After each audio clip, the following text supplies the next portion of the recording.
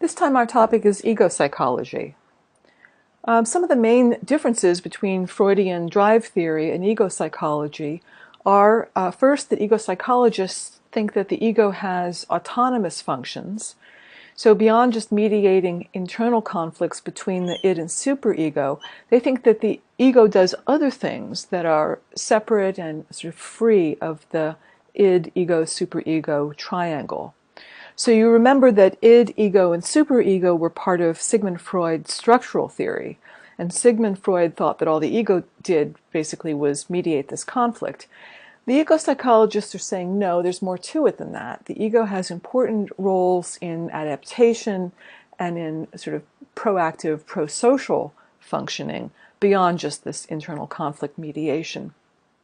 So the ego psychologists are also more optimistic about human nature. They focus on ego strengths as well as on psychopathology.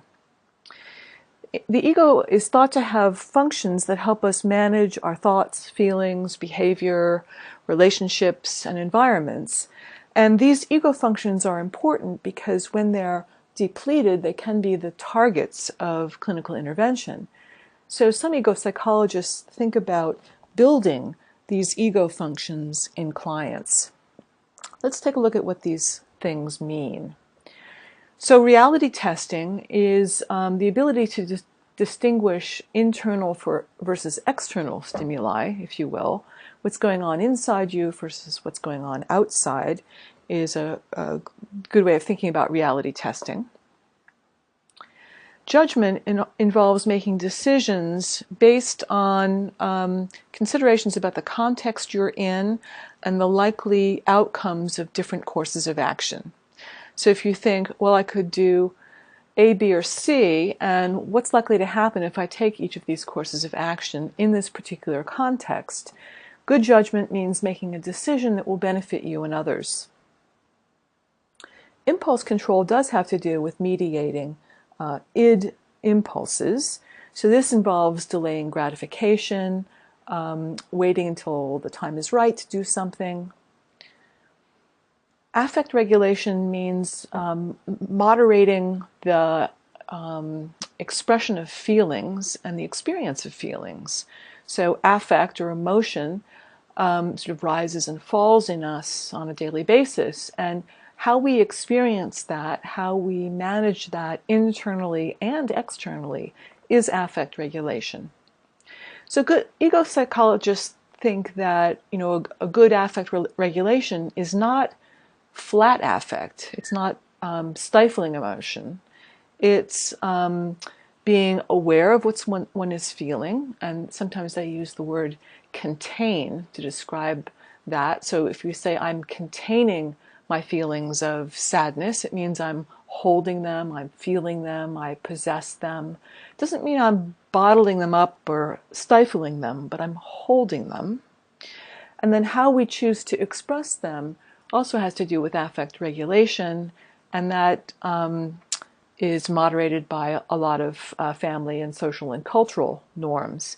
So good affect regulation will look different across cultures. Object relations is how we manage our relationships with people, places, and things in our lives. And the term object here usually refers to people, which is a little unfortunate because it seems to be objectifying human relationships, but it really means people, places, or things. So object relations are how we relate to ourselves and others. You'll see that there is an entire theory or set of theories of object relations that comes out of this thinking and really explores that notion about relationship as a central theme. Self-esteem regulation is another important ego function, and strength in this area means that somebody is able to keep a relatively stable, relatively positive, but realistic appraisal of their own self-worth. So they're not grandiose, they're not too down on themselves, but self-esteem can ebb and flow depending on one's accomplishments and failures. But the idea is that it ought to be, we hope it will be, fairly stable over time. And then finally, one of the main ego functions is mastery. And in this context, mastery means the sort of desire to solve problems, achieve goals, develop skills, learn, advance, and so forth. That's a very important part of ego psychology. And you can see now that if the ego is doing all of these things, this is not just about mediating id and superego conflicts. The ego now has life and power of its own to do things for us that are positive, proactive, and adaptive. Oops. So the ego psychologist also talked about defenses or defense mechanisms that are thought to protect us against different kinds of threats. And these threats can be intrapsychic within our minds, such as conflicts between the id and superego. These threats can be interpersonal, so conflicts with another person or other people. We also can run into conflict with social norms and institutions. And the fourth kind of threat is related to trauma, related to external events. This can threaten our sense of safety, security, and normalcy. So the idea here is that any of these kinds of threats cause anxiety, they cause discomfort, and if we are unable to deal with them in the present, we may push them into the unconscious part of the mind. And defenses do exactly that. They keep unconscious content out of awareness in response, again, to one of these kinds of conflict.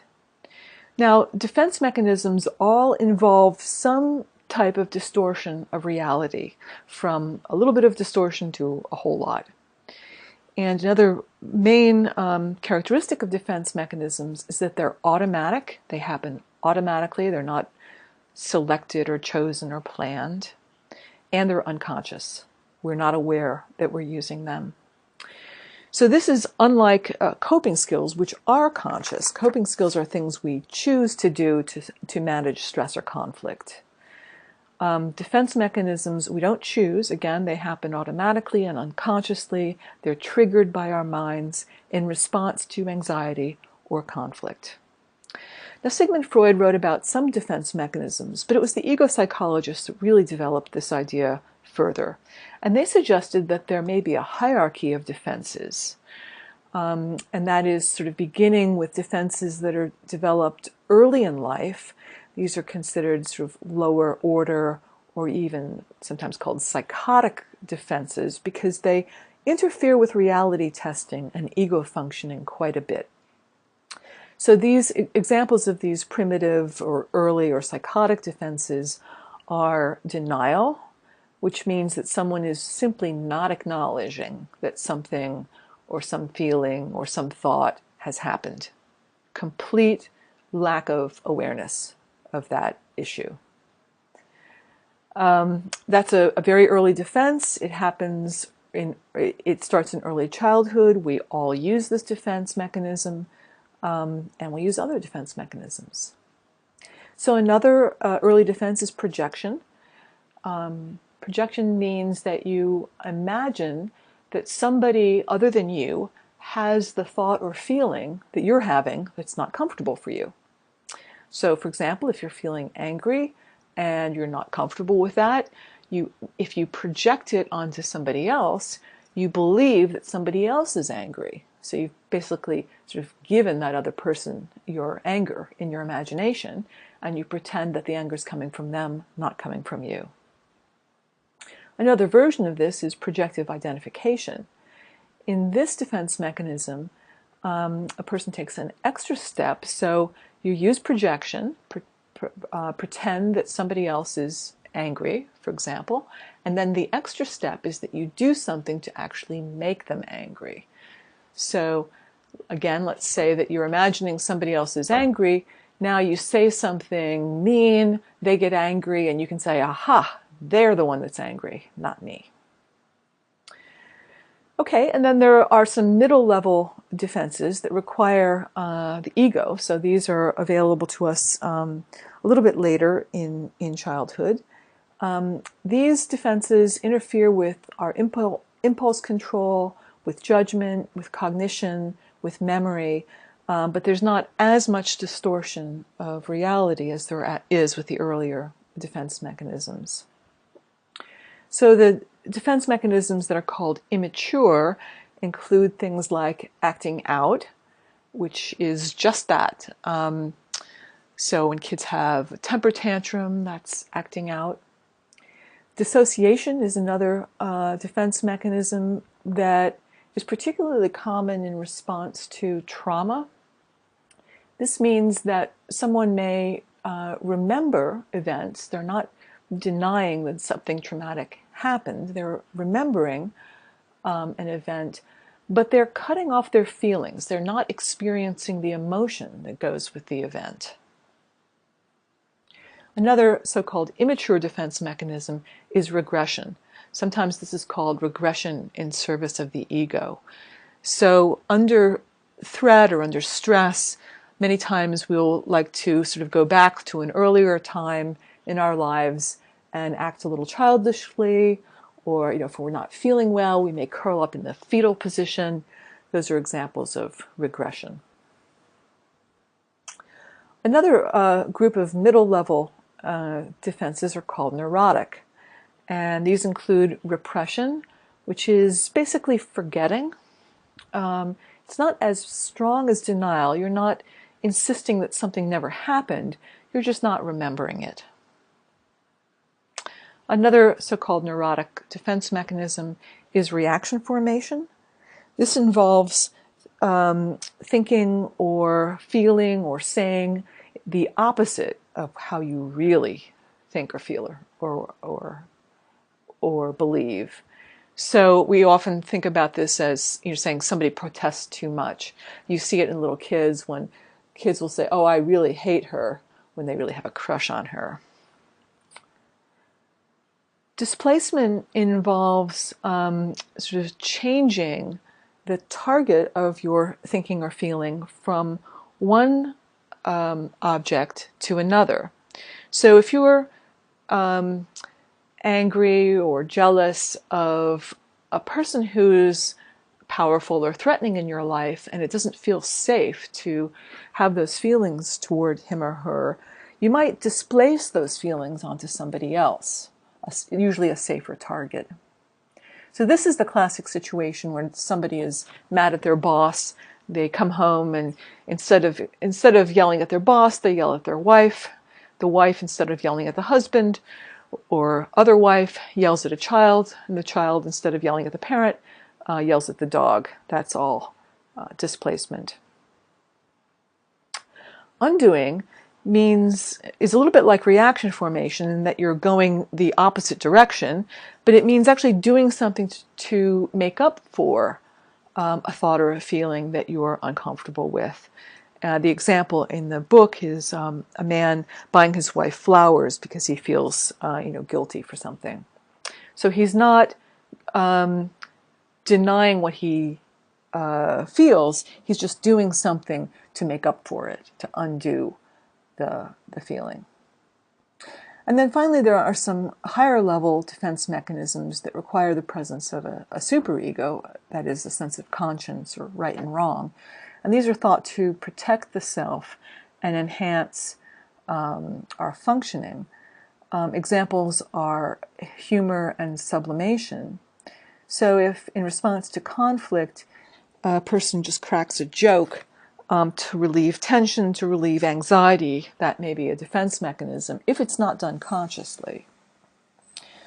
Sublimation involves channeling some unacceptable thought or feeling into a socially acceptable activity. And the example in your book is channeling aggression into a football or some other contact sport.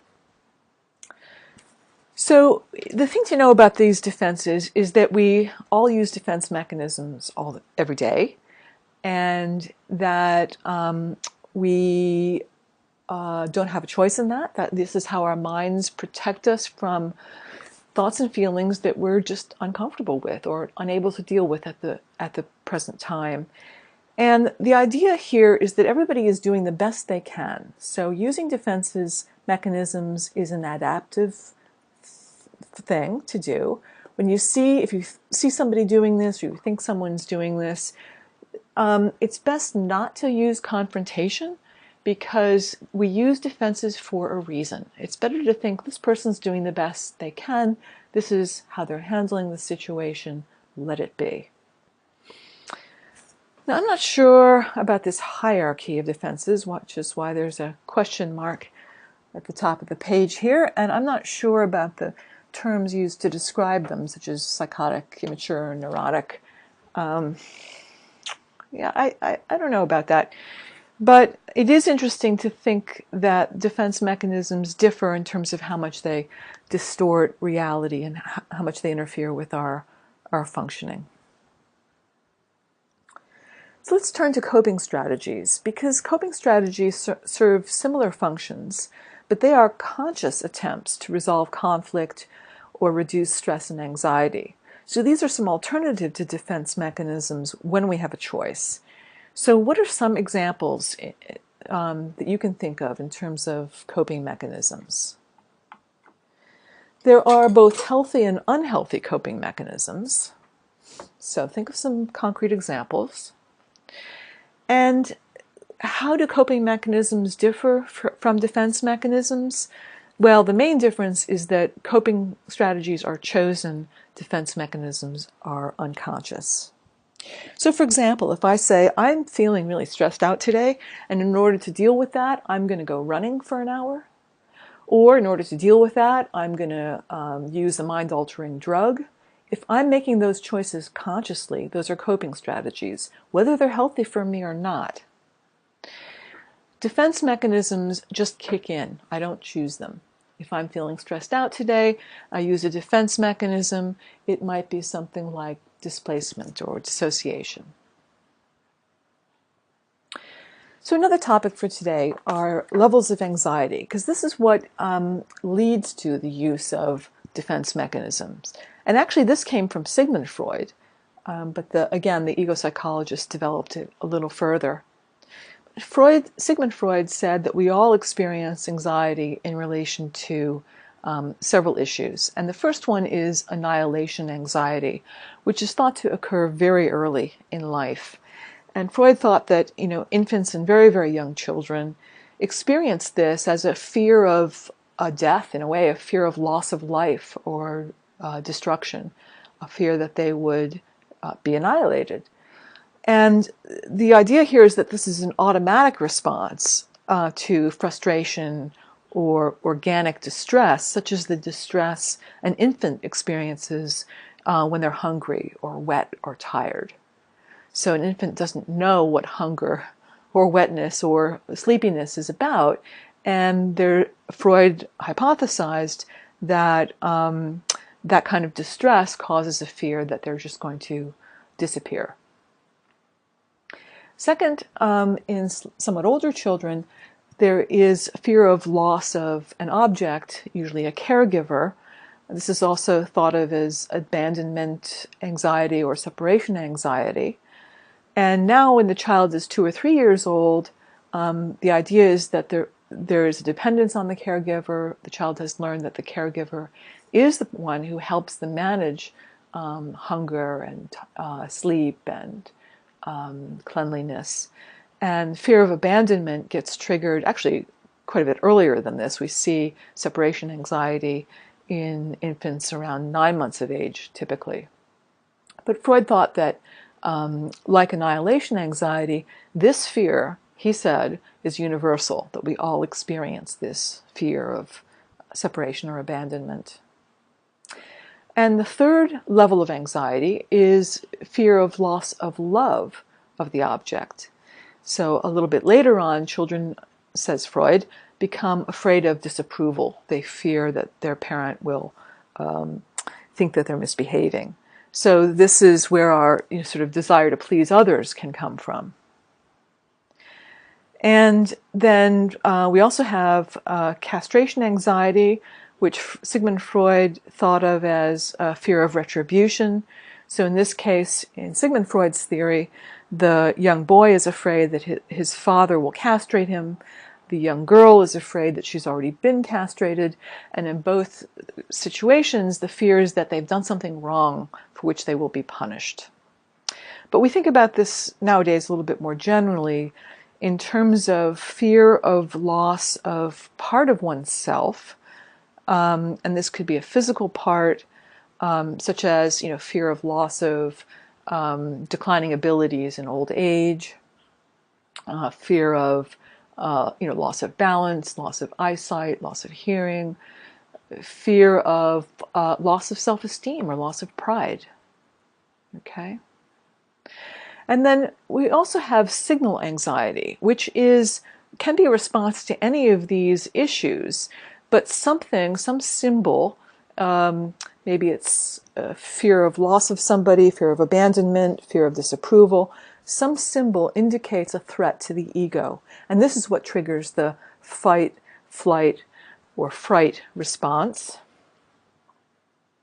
Now again, Sigmund Freud said that these levels of anxiety are universal, that everybody experiences all of them, and they happen in this sort of stage-like sequence related to his psychosexual stages.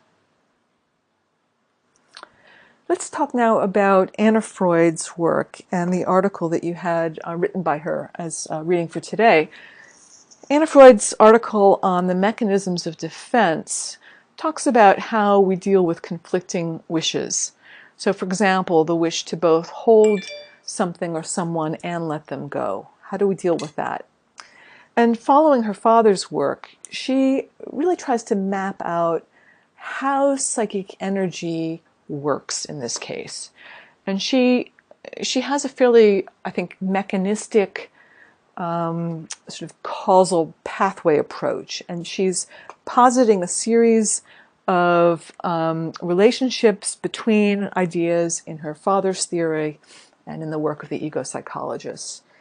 But in trying to explain the development of different kinds of psychopathology, she says that the sort of initial cause of some forms of psychopathology among women is penis envy. And like her father, she thought that this was something all women have.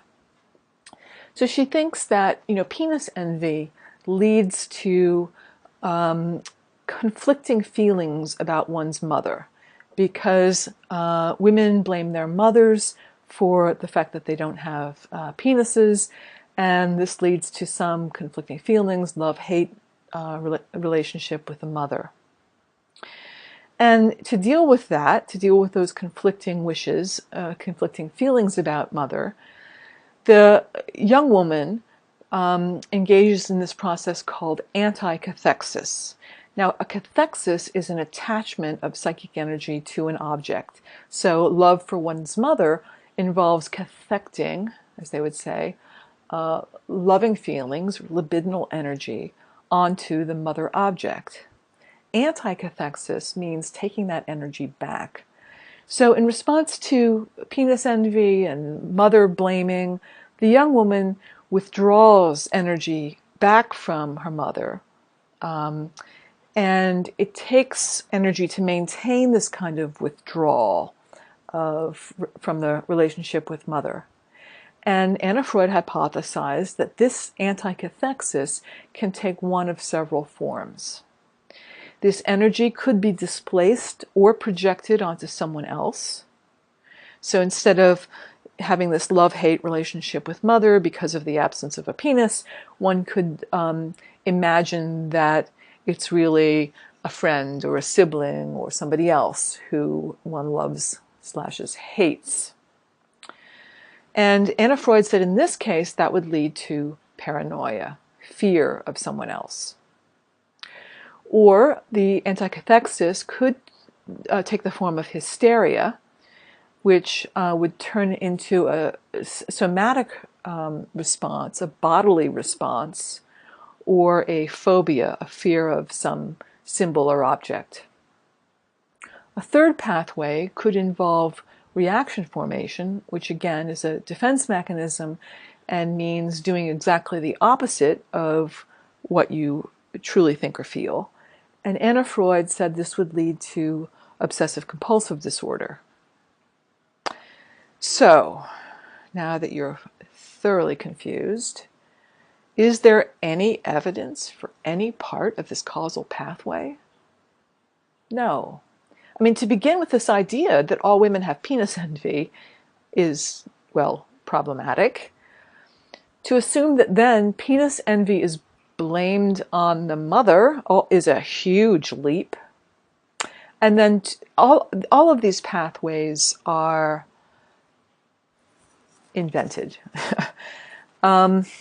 But it's important for you to look at this kind of theorizing to understand that this is sort of where early theories of human development started, with this idea that there had to be a simple, linear, causal pathway. One thing led to the next, led to the next, led to the next. And Anna Freud was getting creative and trying to imagine how this might work, but we look at it today and think that it's more fantasy than solid theory. So another issue to take up today is this matter of defensive styles. So we know that some people seem to use certain defenses more than others, and we don't really know why that is. So why does the ego pick one defense mechanism over others? So you'll see this in the people around you, that some people, favor projection or displacement or reaction formation. We do seem to have defensive styles. And it may be related to the timing of conflicts or troubling events in our early childhood, but we just don't know. And what happens when defense mechanisms that are used adaptively in one situation are applied in others? This might get us into trouble. So in early childhood, we often have to use defense mechanisms to manage things over which we have no control. But we're likely to continue those patterns even when we do have more access to coping skills or other alternatives. So Hans Hartmann was one of the ego psychologists who talked a lot about these autonomous functions of the ego.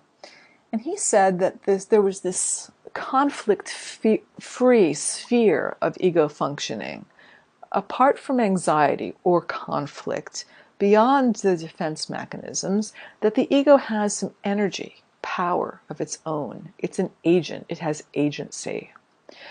And attention, memory, and affect can be linked to conflict and can be freed again. And they don't have to be linked to conflict.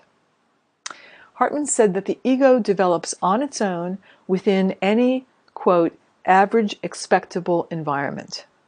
So he's saying here that human beings develop normally without a whole lot of extra effort.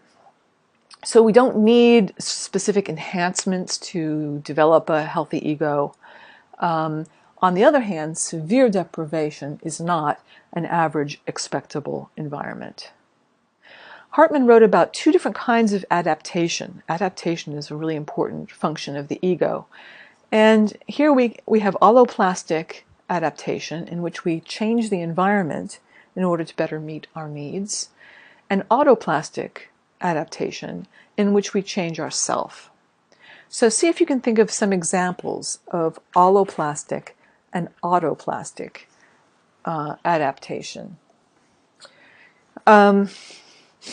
So I think, for example, if I'm trying to quit smoking cigarettes, I could, and I'm in an environment where a lot of people are smoking, I could change the environment by asking people not to smoke around me. That's alloplastic. I could also change myself by doing something like wearing the patch, joining a support group, actively trying to change my own behavior. White is another ego psychologist who focused on mastery. And mastery, as I said earlier, is one of the important ego functions. But White said it is a primary motivational force, equivalent in power to Freud's notions about sex and aggression as instinctive drives. So just as Sigmund Freud thought that we were sort of born with instincts involving sex and aggression, White said that we're born motivated to master skills, knowledge, solve problems, and so forth. This is a very positive, adaptive force. Okay, so what in your view are the strengths and limitations of ego psychology? I said before that ego psychology is more optimistic about the nature of human beings, focuses on strengths, so it is a more strengths-based approach. It does make room for psychopathology, but I think it is somewhat limited in explaining the origins of psychopathology. Here's some thoughts about how we can use ego psychology in social work. As I said earlier, we often focus on building ego functions or ego strengths in ourselves and in others. So we can use the ego strengths for purposes of assessment, and if we see people having difficulty with things like reality testing or self-esteem regulation, work to build those strengths in ourselves and others. And we promote adaptation or good fit between persons and environments. Another idea for use in clinical social work is that we really do have to respect people's defense mechanisms. Defense mechanisms are healthy, natural operations. And as I said before, people are usually doing the best they can. Defenses are necessary until other remedies or solutions can be found. Defenses protect us from conflicts that we cannot yet resolve and from anxiety and fear that's overwhelming. So direct confrontation can be futile or counterproductive, particularly in response to denial. So if somebody is denying that they have a problem with something and you insist that they do, your insistence, your confrontation is just going to push them further into denial. It's important to see that that denial is necessary for that person at that point in time, because at least until another remedy can be found. Okay, that's all for now. Look forward to talking to you soon.